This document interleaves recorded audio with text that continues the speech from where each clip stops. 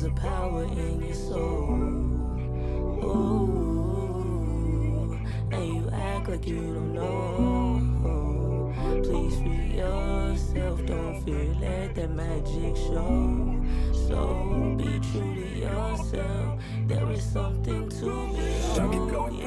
Rejections in my inbox, cause I don't fit the image. I don't take it too hard, honestly, I get it. Hey friends, welcome back to the episode of Getting Close Up, the show focused on independent artists and creatives. I'm your host, Danielle Cox, and I thank you so much for joining me today because I've got somebody I want you to meet. You'll wonder how she does it, how she takes thoughts and feelings and puts them into words and then a beat that makes you feel thoughts and feelings. She calls it her Midwest magic, but but guarantee you it's not a trick. It's not a trick. It's just talent. Today, we are getting close up with Zoie Magic. Hey. I love that. Man, no, I appreciate it. Hello. How you doing? Doing pretty good. Woke up feeling great, so. You very, so, like, you know, chill and even kill, but there's so much going on in your head. You got like it. Underneath the surface, there's so much going on in there. So Yeah. I can't wait to crack into that. Oh, that's good. So yeah, get ready for that. That's like my personality. Exactly. I like it. It's just like simmering right under the surface. Mm-hmm. Yeah. But on the outside, it's like you can't see it. That's crazy because most people don't get that until they spend a lot of time with me. But there's a lot going on in here for sure. Well, you definitely get that from your music. Now, you're a rapper, a poet, a writer, and we've had people on this show, and even I've said it before that, you know, rap could be considered poetry or might even be one and the same thing. Do you feel it's the same thing or is it two distinct things for you? I don't know. It's hard.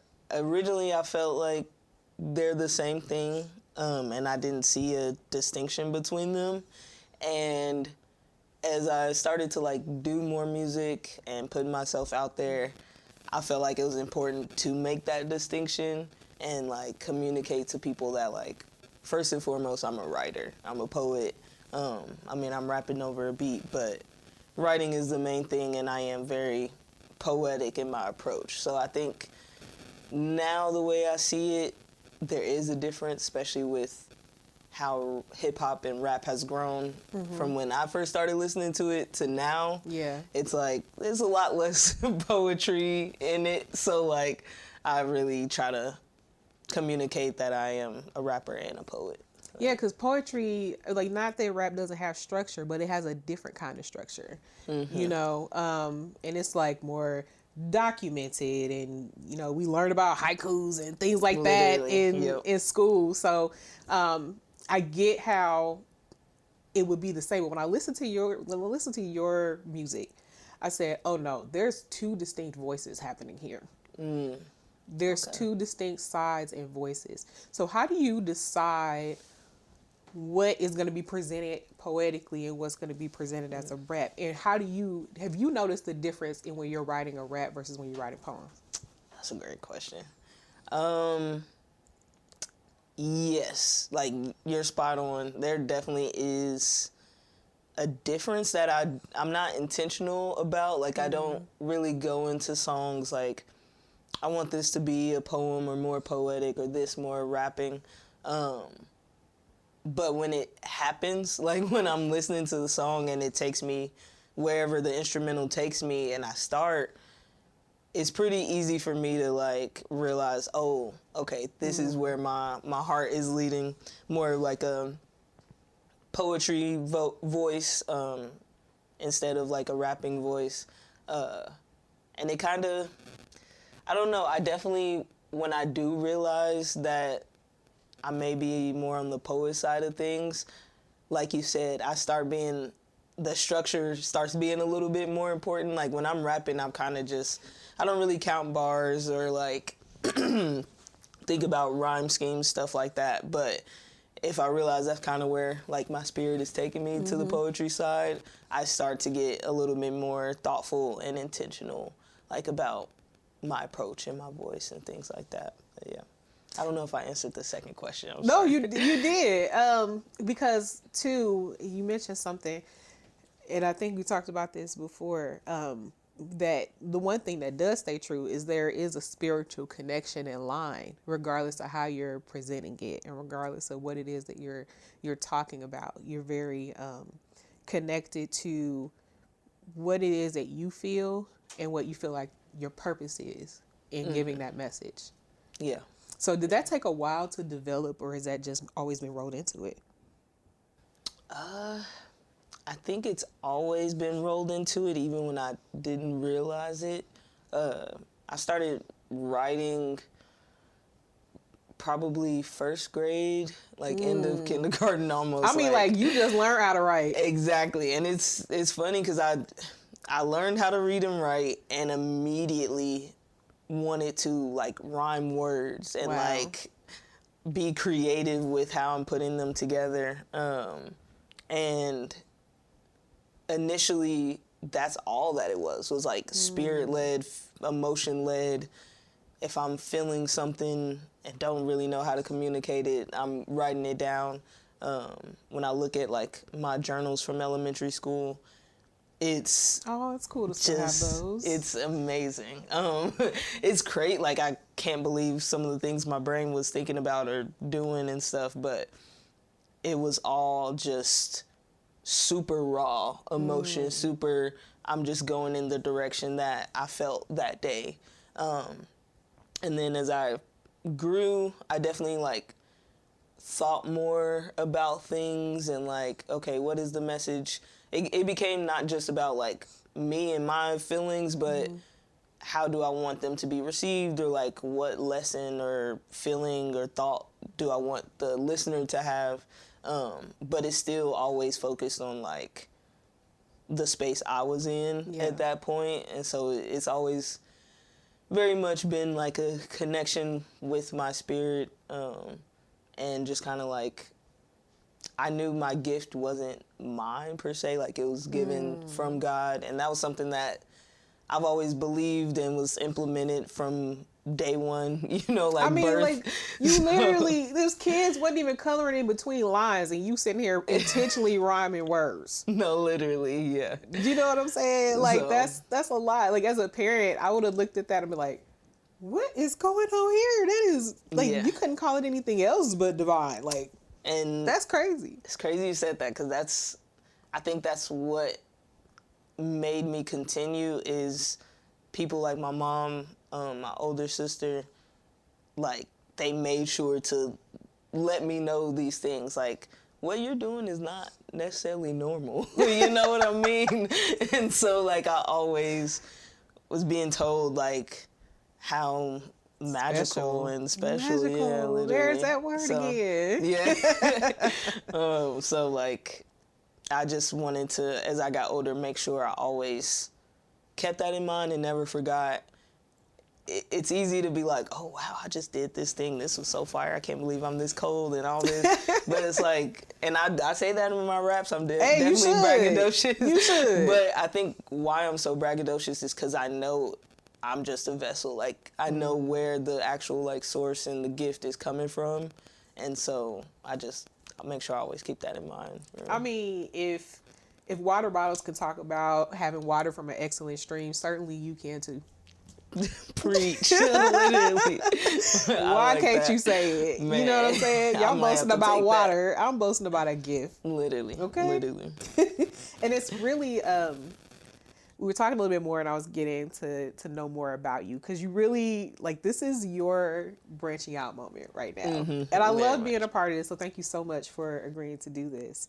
But, you know, as we're learning more about you, it makes so much sense, the time where you start switching from this is me playing with words and expressing my feelings, into to being considerate of a message, not so worrying, but considerate of a message.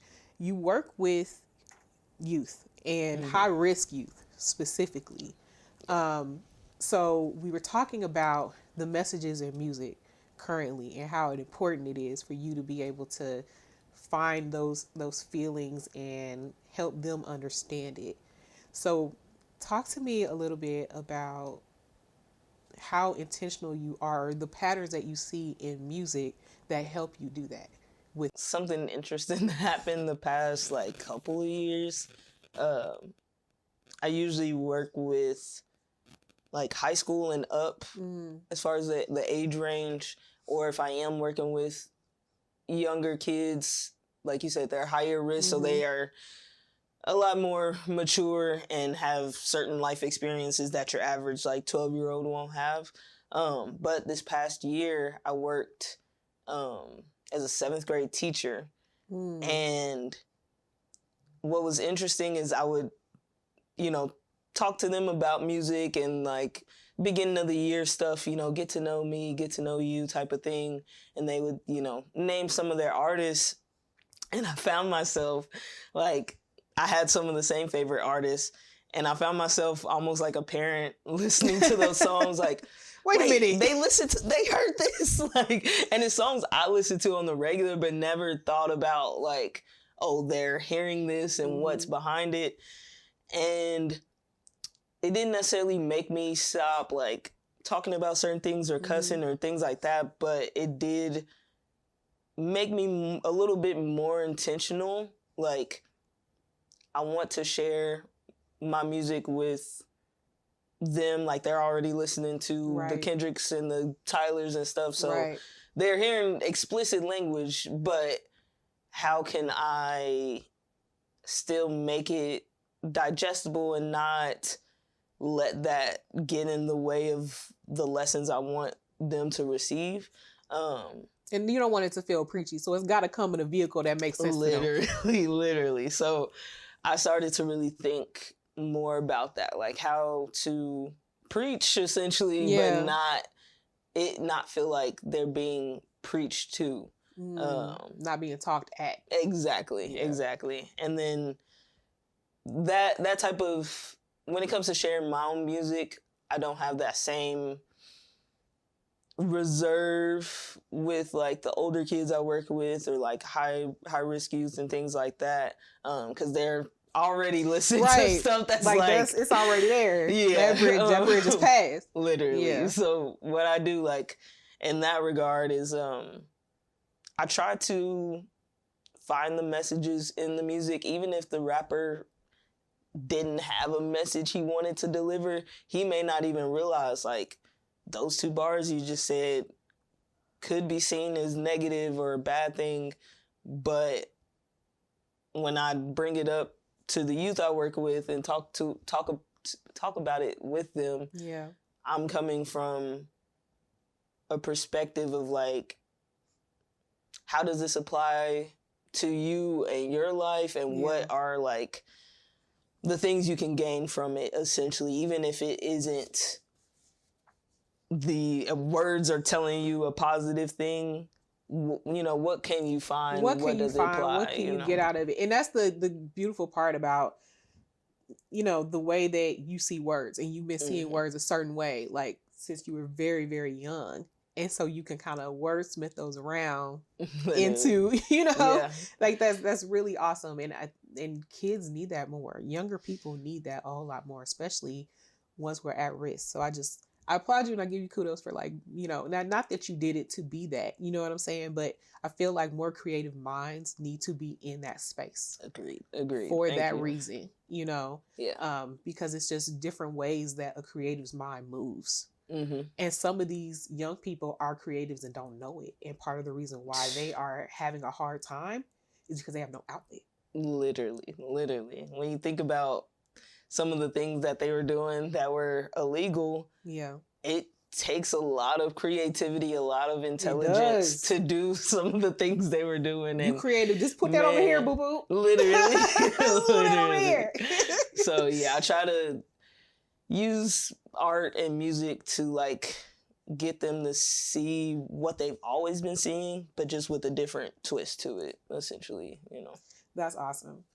Speaking of magic, your latest project we have behind you, Black Girl Magic. Yes. Let's get into that because, you're very vulnerable and open in your music about the things that you're going through. Talk to me specifically about why this project is so important to you. I think, so this project was not in like the game plan or anything like that. Oh, wow. It honestly came because I was doing an interview with my cousin and a friend of his. So it was very much like us kind of talking about stuff like we usually talk Just about vibing. music, and my ideas going forward. And one of them mentioned like naming a song or project Black Girl Magic. It was just like, that phrase feels very on brand for you. It obviously magic, Right? like, I mean, and so I was like, yeah, I'm gonna like keep that tucked. And then this past, so end of 2024, I set a challenge of putting out a single every single month. right. And because of that, I was just kind of like constantly writing and making songs. And around that time of him mentioning that name or that title, I had songs that I knew weren't necessarily going to this challenge, but weren't necessarily going to a project. And I was just like, let me maybe put out a Black Girl Magic mixtape, and then not necessarily be the concepts that I usually have of like, I'm intentional about these songs being about the same thing and the theme tying in. But what I did notice is all these songs were vulnerable. Even if they were like happy, excited songs, I was still being very honest and very real about where I was in life, in my music, at the time of me sitting down there. Vulnerable about like some of the flaws I was kind of seeing within myself just from the different life experiences, but also the music experiences. And I was just, I don't know, it started, as much as they didn't have a theme, it kind of felt like the theme was just like authenticity, like being just as real and raw as possible. And so, I don't know, that's super important to me, because even though my music has always been vulnerable, I do find myself trying to make things pretty a little bit and like polishing it. And Oh, okay. So I was gonna ask, like, pretty, do you mean like sanitizing it, shying away from the experience, or trying to be perfect? Musically. The experience. Okay. Just, not being, I may talk about this bad experience or this lesson or this feeling or this flaw that I have, but I try to not make it seem as bad as it really is. Gotcha. Or even as good as it really is. Now, is that something that maybe happened too while you was in that situation? Say that again. Was that like the taking a situation that's bad and then like maybe not seeing it as bad as it really is? That like what actually happened in the moment too? Yes. So that is something I do just as a coping mechanism, I guess, as a person.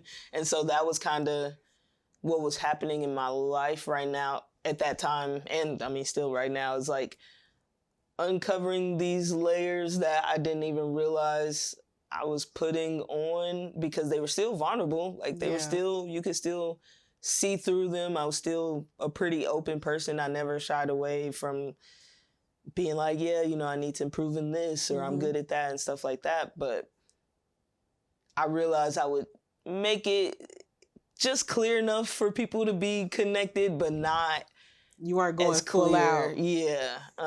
And so this project meant a lot, because all those doubts and insecurities that we usually come up when it comes to like making music and putting it out, they came up, and I was like, no, forget them. Like, I'm going to still do what I want to do and put this out, because I feel like I need to, almost. What's your favorite song on it and why? Favorite song? Zoie versus Magic. Zoie versus Magic. Yeah. Okay, let's talk about that. I'm intrigued by that title too. Really? The song, was me. It starts off with me kind of talking to the magic side of like, I see you, you know, I see where you're trying to go. You're trying to be successful. You're trying to be the best and like all this. But I don't know if we can do that. Like, I could not stop thinking about this quote, I guess my mom gave me, or this advice, but she asked me, what's the quickest way to eat an elephant? Something like that. And I had never heard that at all. I was so confused since I've heard it multiple times, but yeah. Classic dad joke. Literally. And she eventually was just like, you know, one bite at a time. One bite at a time. Like, bite by bite. And that is something I struggle with. I try to tackle everything at once, accomplish the biggest things all in one, or do multiple things at the same time. And that's that magic, that recklessness of like, why not do a whole bunch of things at the same time if I can, you know? And I get it. I mean, I feel both sides of you. Like, I get it. No, I 100% get it, because it's like, well, why not? You know, but there does have to be balance, if not so much, you know, restraint, because people are afraid of that word for sure. But definitely balance. Now, the wanting to do so much at one time, is that what led you to take a break? Because there was a period where you took a break from music. Yeah. Like, is that what led to that? Kind of. So I dropped a project in 2022, but I had been working on it for probably like the past 2 years. Just at a time like this? Yeah. And so those past 2 years I had worked on that same thing essentially. And it was a collab project, so it even more work, because I'm like working with someone, and trust me, we understand. It's tough. Shout out to my homie Davin, because we definitely butt heads so much at that time, but you know, we're cool now. But, that's part of the creative process. Literally. And I'm glad I listened to him. A lot of things I argued down. I'm glad I went that direction. But I didn't realize how much work it really took to put out a body of art. And that was really my first time rapping, my first time marketing, music business type of stuff. Yeah. And so I was like, yeah, I'm going to just put this out and let it live. And then I realized, like, oh, if you want to really do this, you got to kind of constantly work at it. And at that time, I just didn't really have a direction I wanted to go. I had spent like all this energy just focusing on this. So it was kind of the opposite, like not necessarily trying to do a bunch at once, but I had done something I usually don't do and really focus on like one project. And so I kind of was like, well, I don't really know. And so that was just a weird space for me to not be in the place that you're talking about of like having a lot going on at once. So. Oh no, it's like you kind of see what happens when Zoe's running stuff. You see what happened when Magic's running stuff. Literally. You're just trying to figure that out. So let's also now talk about what's next. Of course. What is going on for you next? What are you working on? What's the magic stirring up in the pot? A lot. I'm back to having a million things going at once. Yeah. I definitely feel limitless. So right now, working on this album that I actually wrote in a span of just 2 weeks in February of last year. I got fired for the first time. And nice. Yeah, it was a crazy experience. The work environment was horrible. But I learned a lot. And there was just a lot of emotions and ideas I had that I just put right into the music. Right. Wrote like 9 songs. And so right now, I'm recording those songs, getting them mixed, getting them mastered, and releasing it this year. It'll be my first album since 2022. Yeah. So I'm super, super excited. That's my main focus. I'm still focused on like continuing to perform. 2026, I'm trying to do that every single month in some capacity. If I'm not on a stage somewhere, I'll like perform in my house on a Twitch stream. So really just working on this album that I think will be very impactful for a lot of people and resonate with a lot of people. And then also just trying to get my magic out to different places, different stages, things like that. Now you kind of live outside of the city. So, you know, performing opportunities and things like that, what's your game plan for getting yourself out there more in the summer? Yeah, it's honestly getting reconnected with a lot of the people and spaces I once was when I lived in Kansas City, born and raised there. So I like know a lot of people, but a struggle that I've been running into is I kind of have to reacquaint myself, especially as an artist, because I mean, I've changed a lot as a person for sure, but as an artist, it was poet Zoie, you know? So like, that's kind of been the biggest thing as far as getting on stages is I'm trying to showcase what I can do as a rapper on stage. Anyone that's been to a show, like they know I'm energetic. You can really feel my energy like through how I perform and everything, my movements, my voice. Getting back in touch with people that already supported me on my journey before they even heard me on the song. And just making sure I'm building those relationships, and I want to get out to more KC shows. Like that's my goal, is to watch more shows and like go to more shows and things like that and connect with more people. Exactly. You know, literally. Somebody might need somebody to get up there and do a little poetry while they do something, you know? So something. So yeah, just trying to get reacquainted because I was going for a long time and at a time period where I had the most transformation. So yeah. Yeah, and now that you've magically emerged from your cocoon, Literally. it's time to start planting those seeds again and introducing everybody to yourself as you are now. Yes. So well, I definitely look forward to seeing it because I really, again, I love the way you use words. I love the way you express your feelings, whether it's about yourself or a situation or someone else or the things going on in the world. And it needs to be heard. And I appreciate the other work that you do outside of being a creative as well, because I feel like it's needed. That means a lot. Yeah, we definitely do need more people working with the youth. But yeah. 100%. Now, we shared your story. We've done all this. There is one more thing I need you to do before we close, and that's for you to go ahead and make your mark on the Wall of Fame. Sounds good. All right, go on, get to it. I got you. Now close this thing out. Many thanks to Zoie Magic for joining me today. I'm telling you, definitely go check out her music. Go check out our music videos. You won't regret it. It's a great experience. And guess what?